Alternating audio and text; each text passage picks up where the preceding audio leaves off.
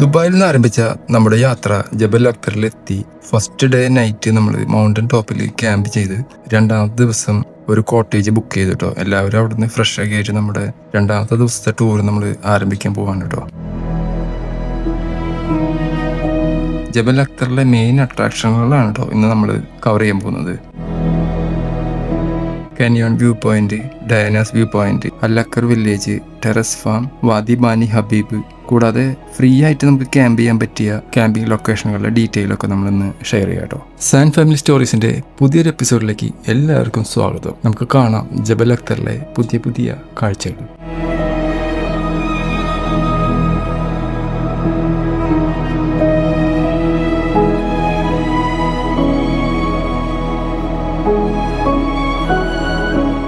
നമ്മൾ താമസിക്കുന്ന ആ ഒരു കോട്ടേജിന്റെ അടുത്ത് തന്നെയാണ് കേട്ടോ ഈ അട്രാക്ഷനുകളൊക്കെ നമുക്ക് ഉള്ളത്. അതുകൊണ്ട് തന്നെ നമുക്ക് അധികം ദൂരം ഒന്നും ഓടണ്ട. കുറച്ച് ദൂരം 5 മിനിറ്റ് 10 മിനിറ്റ് ഓടുമ്പോൾ തന്നെ നമുക്ക് ഈ അട്രാക്ഷനുകളുടെ അടുത്തൊക്കെ എത്തിച്ചേരാൻ പറ്റും കേട്ടോ. നമ്മൾ ഫസ്റ്റ് ആയിട്ട് പോകുന്നത് ഇവിടെ അടുത്ത് തന്നെയുള്ള വലിയൊരു കാനിയോൺ വ്യൂ പോയിന്റിന്റെ ഏരിയയിലേക്കാണ് കേട്ടോ. അപ്പൊ പോകുന്ന വഴിയൊക്കെ ഭയങ്കര രസമാണ് കേട്ടോ. ഇവിടെയുള്ള ആ ഒരു ലോക്കൽസിന്റെ വീടുകളും റിസോർട്ടും കാര്യങ്ങളൊക്കെ ഇവിടെ ഉണ്ട്. അതേപോലെ നല്ല ഒരു ഗ്രീൻ മൗണ്ടൻ ആണ് കേട്ടോ ഈ ഒരു ജബൽ അക്തർ. അതിന്റെ മനോഹരമായ കാഴ്ചകളൊക്കെ കണ്ടതിന് നമുക്ക് നമ്മുടെ ഫസ്റ്റ് അട്രാക്ഷനായ ഈ ഒരു കാനിയോൺ വ്യൂ പോയിന്റിന്റെ അവിടേക്ക് പോവാട്ടോ. അനന്തര എന്ന് പറയുന്നൊരു റിസോർട്ടാണ്. ഇതാ ഒരു വ്യൂ പോയിന്റിന്റെ അവിടെയാണ് ഈ ഒരു റിസോർട്ട് ഉള്ളത്. ഇവിടെ ഒരു ഹോട്ടലുണ്ട് കേട്ടോ. നമ്മൾ അപ്പുറത്തെ സൈഡിൽ നിന്നാണ് നമ്മൾ ഇങ്ങോട്ട് വന്നത്. കണ്ടത് അതിൻ്റെ ഒരു ഫുള്ളൊരു ലേഔട്ട് എങ്ങനെയാ കേട്ടോ. ഫുള്ള് ഗ്രീനറി ആയിട്ടുള്ളൊരു അടിപൊളി മൗണ്ടനാണത്. ഇവിടെ നമ്മൾ നേരെ താഴത്തേക്ക് ആണ് പോകേണ്ടത്. ആണ് ഫസ്റ്റ് ലൊക്കേഷൻ ഉണ്ട്. ഇതൊരു കാനിയോൺ ആണ്. ഇപ്പം നമ്മൾ ജബൽ അക്തറിലെ ആ മനോഹരമായ കാനിയോൺ വ്യൂ പോയിന്റിലാണ് കേട്ടോ നിൽക്കുന്നത്.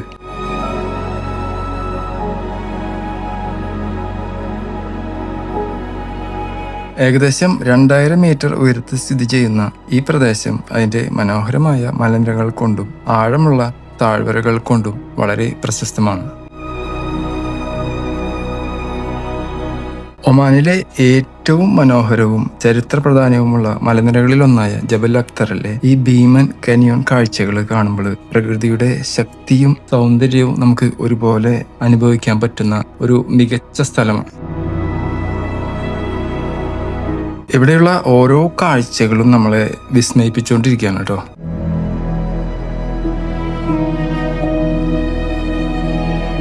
ഇത് കണ്ടോ, നല്ല അടിപൊളി കള്ളിച്ചെടിയുടെ പൂവാണ് കാണാൻ. നോക്കി ഉള്ളുണ്ട് കേട്ടോ. ഒരുപാട് കള്ളിച്ചെടികളുണ്ട്. അതുപോലെ അതിൻ്റെ പൂവാണ് ഭയങ്കര രസമാണ് കേട്ടോ. നമ്മളിപ്പോൾ ഈ ഡയാൻസ് വ്യൂ പോയിന്റ് അവിടേക്ക് പോകണം കേട്ടോ. നല്ലൊരു വ്യൂ പോയിന്റ് ആണെന്ന് പറഞ്ഞത്. എന്തായാലും പോയി നോക്കാം. ഈ ഒരു റെസ്റ്റോറന്റ് ബാക്ക് സൈഡിലാണ് ഇതിൻ്റെ ഒരു വ്യൂ പോയിന്റ് വരുന്നത്.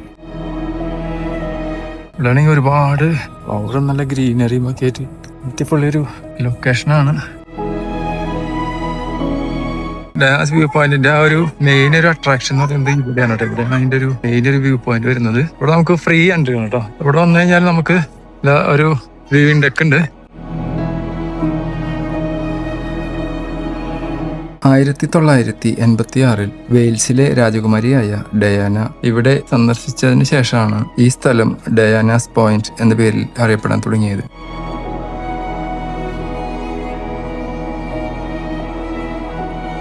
ഇവിടെ നിന്ന് നോക്കുമ്പോൾ ആഴമേറിയ താഴ്വരകളും ഭീമാകാരമായ മലനിരകളും അതിമനോഹരമായി തന്നെ നമുക്ക് കാണാൻ പറ്റും. ഓരോ കാഴ്ചയും പ്രകൃതിയുടെ വിസ്മയകരമായ സൗന്ദര്യം നമ്മളെ അനുഭവിപ്പിക്കുന്നു.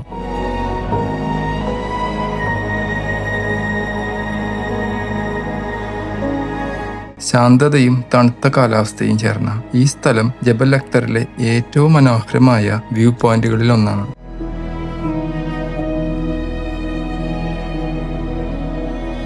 നേരത്തെ കണ്ട ടെറസ് ഫീൽഡിന്റെ അവിടേക്കാണ് കേട്ടോ പോണേ. ഇതാണ് ഇവിടുത്തെ മെയിൻ ഒരു അട്രാക്ഷൻ വരുന്നത്. കണ്ടോ, ഇവിടുന്ന് കണ്ടു നോക്കിയാൽ നല്ല അടിപൊളി ഒരു വ്യൂ ആണ് ഇവിടെ നമുക്ക് കാണാൻ പറ്റുന്നത്. ഇതൊരിക്കലും നമുക്ക് മിസ്സാക്കാൻ പാടില്ല.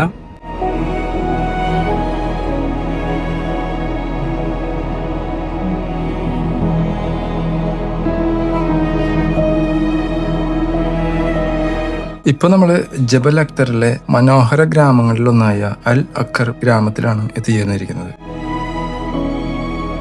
നൂറ്റാണ്ടുകളുടെ പഴക്കമുള്ള ഈ ഗ്രാമം ഒമാന്റെ പരമ്പരാഗത ജീവിതശൈലിയെയും സംസ്കാരത്തെയും ഇന്നും മനോഹരമായി നിലനിർത്തുന്നു.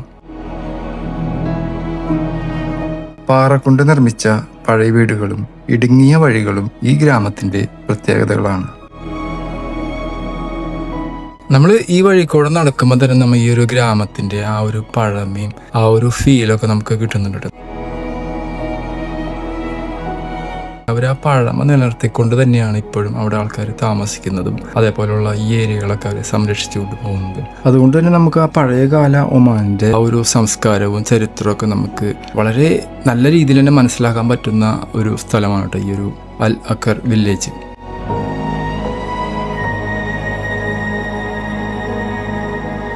നമ്മൾ ഈ ഒരു വഴിക്ക് വരാണെങ്കിൽ ഹാങ്ങിങ് ടെറസിന്റെ ബ്യൂട്ടിഫുൾ ആയിട്ടുള്ളൊരു വ്യൂ നമുക്ക് കാണാൻ പറ്റൂട്ടോ. ഈ ഒരു ഹാങ്ങിങ് ടെറസ് കാണാൻ വേണ്ടിയുള്ള നല്ല അടിപൊളിയൊരു വ്യൂ പോയിന്റാണ് നമുക്കിവിടെ കാണാൻ പറ്റുന്നത്.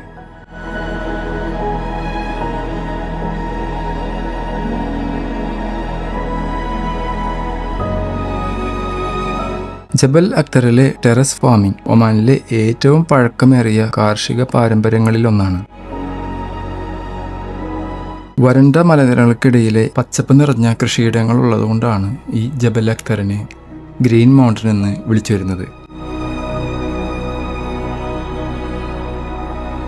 100 കണക്കിന് വർഷങ്ങൾക്ക് മുമ്പ് തന്നെ ഇവിടെ താമസിച്ചിരുന്ന നാട്ടുകാർ മലഞ്ചെരുവുകളെ സമതലങ്ങളാക്കി കല്ലുകൾ കൊണ്ട് ചെറിയ ടെറസുകൾ നിർമ്മിച്ചു. ഇത്തരത്തിൽ രൂപപ്പെടുത്തിയ കൃഷിയിടങ്ങളെയാണ് ടെറസ് ഫാമിംഗ് എന്ന് വിളിക്കുന്നത്. ഇവിടെയുള്ള ടെറസ് ഫാമിംഗ് വളരെ പ്രശസ്തമാണ്. മാതള നാരങ്ങ, വാൽനട്ട്, അപ്രിക്കോട്ട്, റോസാപ്പൂക്കൾ എന്നിവ വ്യാപകമായി ഇവിടെ കൃഷി ചെയ്യുന്നു.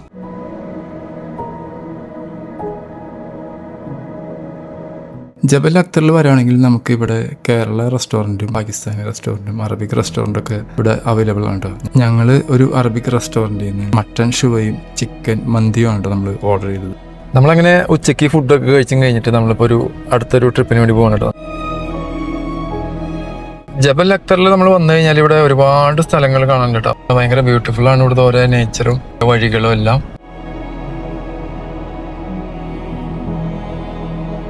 ഫുള്ള് ഇതേപോലെയുള്ള ഗ്രീൻ ആയിട്ടുള്ള മൗണ്ടനുകളാണ് ഇവിടെ നമുക്ക് കാണാൻ പറ്റുന്നത്. ഭയങ്കര രസമാണ് ഇവിടുത്തെ ഡ്രൈവ് എന്ന് പറയുന്നത് തന്നെ.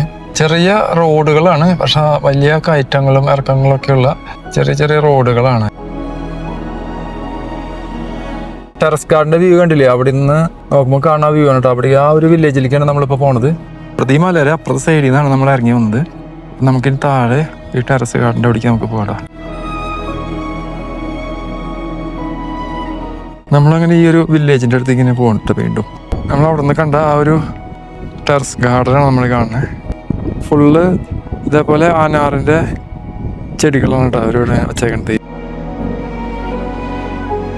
എത്ര കണ്ടാലും മതി വരാത്ത അതേപോലുള്ള കാഴ്ചകളാണ് നമ്മൾ ഈ ഒരു ടെറസ് ഗാർഡൻ്റെ ഒരു ഏരിയയിൽ വരെ നമുക്കിവിടെ കാണാൻ പറ്റുന്നത്. അപ്പോൾ ഇവിടുത്തെ ഈ കാഴ്ചകളൊക്കെ കണ്ടു കഴിഞ്ഞിട്ട് നമ്മൾ ഇനി ഇവിടെ അടുത്തൊരു ലൊക്കേഷനായ വാദി ബാനി ഹബീബ് എന്ന് വിളിക്കുന്ന ഒരു ലൊക്കേഷനിലേക്കാണ് നമ്മൾ ഇനി ഇവിടുന്ന് പോകുന്നത്. ഇപ്പോൾ നമ്മൾ യാത്ര ചെയ്യുന്നത് ജബൽ അക്തറിലെ ഏറ്റവും മനോഹരമായ വഴികളിലൂടെയാണ് കേട്ടോ. വാദി ബാനി ഹബീബ് ഭാഗത്തേക്കുള്ള ഈ ഒരു യാത്ര ഓരോ നിമിഷവും നമ്മളെ അത്ഭുതപ്പെടുത്തുന്നതാണ്.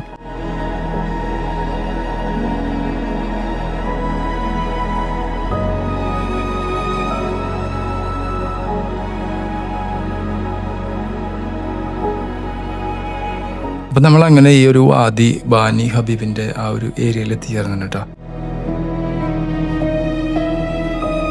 ഇവിടെ വരുമ്പോൾ നമുക്ക് ഇതേപോലെയുള്ള ഒരുപാട് 4x4 വണ്ടികൾ കാണാൻ പറ്റും. നമ്മൾ 30 റിയാൽ കൊടുക്കുകയാണെങ്കിൽ ഒരു വണ്ടിയിൽ ചെക്ക് പോസ്റ്റിൻ്റെ അവിടെ നമ്മൾ എടുത്തിട്ട് ജബൽ അക്തറിൽ ഉള്ള മെയിൻ ലൊക്കേഷനിലൊക്കെ കാണിച്ചിട്ട് നമ്മൾ തിരിച്ച് കൊണ്ടുവന്നാക്കുന്ന ഒരു സർവീസാണ്.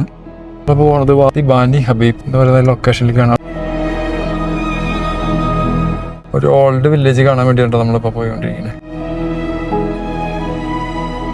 ഈ വാദി ബാനി ഹബീബിൻ്റെ അവിടേക്ക് വന്നു കഴിഞ്ഞാൽ അവിടെ അങ്ങ് ദൂരെ കാണുന്ന ഒരു അബാണ്ട വില്ലേജാണ് കേട്ടോ നമുക്ക് കാണാനുള്ളത്. ഉണ്ടോ? വില്ലേജ് തന്നെ കാണാം. ഇതിൻ്റെ ഒരു വ്യൂ ആണ് നമുക്ക് ഇവിടെ നിന്ന് കാണാൻ പറ്റുന്നത്. നമ്മൾ ഈ ഒരു ലൊക്കേഷനിൽ വന്നു കഴിഞ്ഞാൽ ഇവിടെയുള്ള ആ ഒരു വ്യൂ ഡെക്കിൻ്റെ അവിടെ നിന്നിട്ട് നമുക്ക് ദൂരെ നിന്ന് തന്നെ നമുക്ക് ഈ ഒരു വില്ലേജിൻ്റെ കാഴ്ചകളൊക്കെ കാണാം കേട്ടോ. അല്ലെങ്കിൽ നമുക്ക് അടുത്തൊരു ഓപ്ഷൻ ഉള്ളത് ഇതേപോലെയുള്ള കുറേ സ്റ്റെപ്പുകളുണ്ട്. ഈ സ്റ്റെപ്പ് ഇറങ്ങി നമുക്ക് ആ വില്ലേജിൻ്റെ അടുത്ത് പോയിട്ട് ആ വില്ലേജിലെ കൂടുതൽ കാഴ്ചകൾ കാണാം കേട്ടോ. ഞങ്ങൾ എന്തായാലും ആ സ്റ്റെപ്പ് ഇറങ്ങി ആ വില്ലേജിലേക്ക് പോവാണ് കേട്ടോ. ജബൽ അക്തറിലെ ഏറ്റവും മനോഹരവും ചരിത്രപ്രധാനവുമായ പഴയ ഗ്രാമങ്ങളിലൊന്നാണ് വാദി ബാനി ഹബീബ്.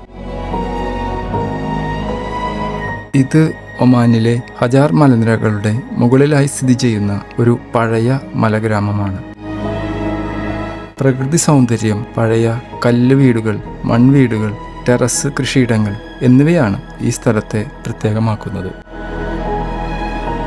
ഏകദേശം 300ഓളം വർഷം പഴക്കമുള്ള ഒരു വില്ലേജാണ് കേട്ടോ. അത്രമാത്രം ചരിത്രപ്രധാനമായ ഒരു ലൊക്കേഷനാണ് കേട്ടോ ഇത്.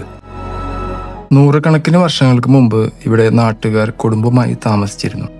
മലഞ്ചെരുവുകളിൽ കല്ലും മണ്ണും ഉപയോഗിച്ച് വീടുകൾ നിർമ്മിച്ച് അവർ ലളിതമായ ജീവിതം നയിച്ചു. പ്രധാന വരുമാനം കൃഷിയായിരുന്നു. പിന്നീട് 1970-കൾക്ക് ശേഷം ഒമാനിൽ നടന്ന വലിയ വികസനത്തിന്റെ ഫലമായി ഇവർക്ക് റോഡുകളും സ്കൂളുകളും ആശുപത്രികളും വൈദ്യുതിയൊക്കെ ലഭിച്ചതോടുകൂടി തന്നെ ഇവിടെ താമസിച്ചിരുന്ന ആളുകൾ പതിയെ പതിയെ താഴ്ന്ന പ്രദേശങ്ങളിലേക്ക് താമസം മാറ്റി തുടങ്ങി. അതോടെ വാദി ബാനി ഹബീബ് ഗ്രാമം പതുക്കെ ശൂന്യമായി തുടങ്ങി. ഇന്ന് വാദി ബാനി ഹബീബ് ഒരു പ്രശസ്ത ടൂറിസ്റ്റ് കേന്ദ്രമാണ്. ഇവിടെ എത്തുന്നവർക്ക് പഴയ ഗ്രാമത്തിന്റെ അവശിഷ്ടങ്ങളും മനോഹരമായ മലഞ്ചെരിവുകളുടെ കാഴ്ചകളും പ്രകൃതിയുടെ ശാന്തതയും നമുക്ക് അനുഭവിക്കാം. നമ്മൾ ജബൽ അക്തറിൽ വന്നു കഴിഞ്ഞാൽ നമുക്ക് ഫ്രീ ആയിട്ട് തന്നെ ക്യാമ്പ് ചെയ്യുന്ന ഒരുപാട് ലൊക്കേഷൻ ഉണ്ട് കേട്ടോ. അതിലൊരു ലൊക്കേഷനാണ് ഈ ഒരു പാർക്ക്. ഇതിൻ്റെ ലൊക്കേഷൻ ഞാൻ ഡിസ്ക്രിപ്ഷനിൽ വെച്ചേക്കാം കേട്ടോ. ഇവിടെ എന്ന് പറഞ്ഞാൽ നല്ല രീതിയിൽ നമുക്ക് ക്യാമ്പ് ചെയ്യാം, അതേപോലെ ബാർബിക്യൂ ഇടാം, അതേപോലെ ഇവിടെ ടോയ്ലറ്റ് സൗകര്യമൊക്കെ അവൈലബിൾ ആണ് കേട്ടോ. വാദി ബാനി ഹബീബിലെ കാഴ്ചകളൊക്കെ കണ്ടു കഴിഞ്ഞ് നമ്മൾ തിരിച്ച് നമ്മുടെ റൂമിലേക്ക് എത്തിയിട്ടെന്ന് വെച്ചാൽ അധികം ദൂരമൊന്നുമില്ല. അതുകൊണ്ട് നമ്മൾ തന്നെ നേരെ റൂമിൽ വന്ന് കുറച്ചു നേരം റെസ്റ്റ് ചെയ്തതിന് ശേഷമാണ് നമ്മളിനി അടുത്തൊരു ലൊക്കേഷനിലേക്ക് പോകുന്നത്.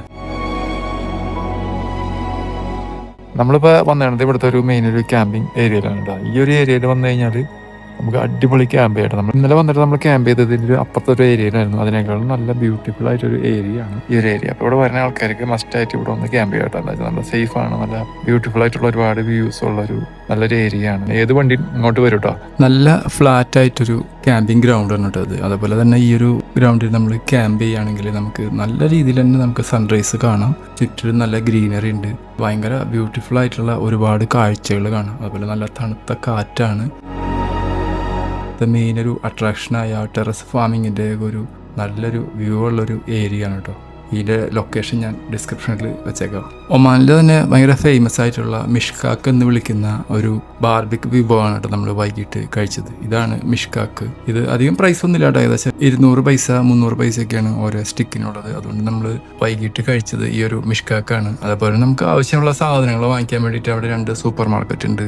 അപ്പോൾ ജബൽ അക്തറിലെ ഇന്നത്തെ കാഴ്ചകൾ ഇഷ്ടപ്പെട്ടെങ്കിൽ ലൈക്ക് ചെയ്യുക, ഷെയർ ചെയ്യുക. Sand Family Stories. ജബൽ അക്തറിലെ കാഴ്ചകൾ അവസാനിച്ചിട്ടില്ല. പുതിയ പുതിയ കാഴ്ചകളൊക്കെ ആയിട്ട് നമുക്കിനി അടുത്തൊരു എപ്പിസോഡിൽ കാണാം.